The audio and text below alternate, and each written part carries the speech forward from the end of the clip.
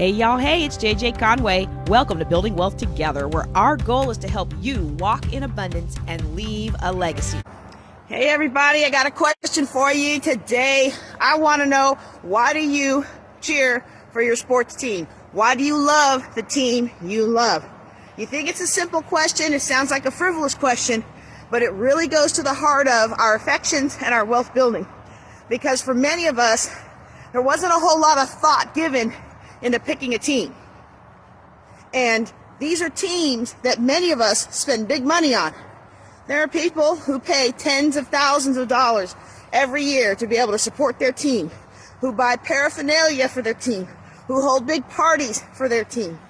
My family even gave me permission, it was kind of like a Christmas gift to me, to fly out Christmas Eve, go to the Steelers game, watch them beat the Raiders, and then fly back Christmas Day after visiting my dad's grave and doing a little snowboarding, right? So I jam-packed everything in that trip, and I must have been on two of the only flights that Southwest had that actually flew that weekend. But think about the lengths we go for our sports team. And then let me ask you again, why do you love your sports team? What is it that made you choose the team you pull for? You stop and think about it. For me, the reason I love the Steelers is because my dad loved the Steelers. And as we rebuilt our relationship, which was never very good when I was a kid, as we rebuilt our relationship as adults, watching the Steelers and commenting on the Steelers and agonizing over the Steelers was something that we could bond on. And so then, because I'm just the kind of person I am, I'm going to research and learn more about whatever it is I'm supporting. And then I found myself even being invited for during the season to be on sports podcasts and other things like that. And it's like, wait a second, I don't really know what I'm talking about here, but I guess I was entertaining and cute enough that I had enough to say that they would let me come on. And after a while that fizzled out of my life.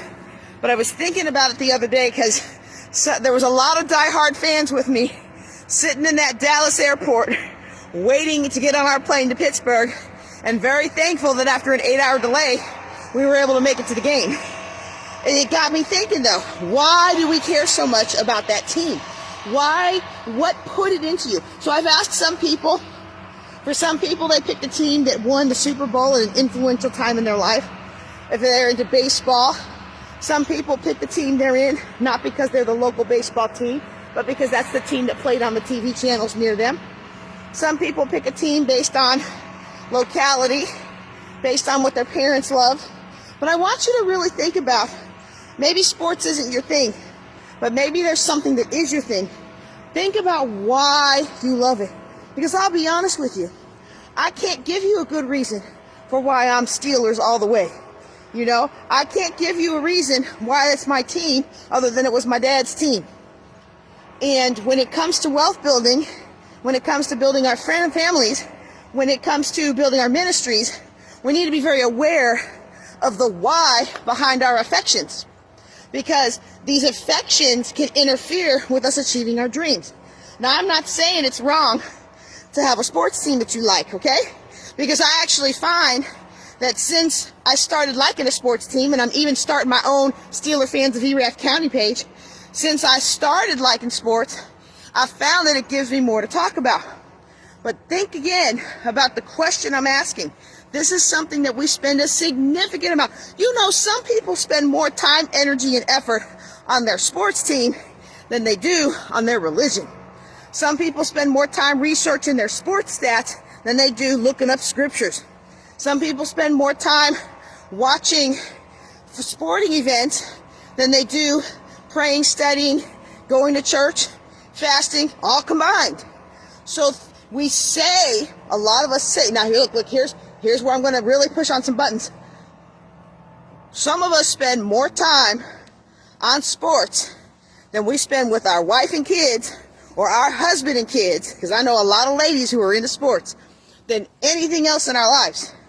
And so you can't build a relationship if your husband and your wife and your kids are second fiddle to something else more important in your life. You can't build a relationship with God if he is second fiddle with everything else in your life.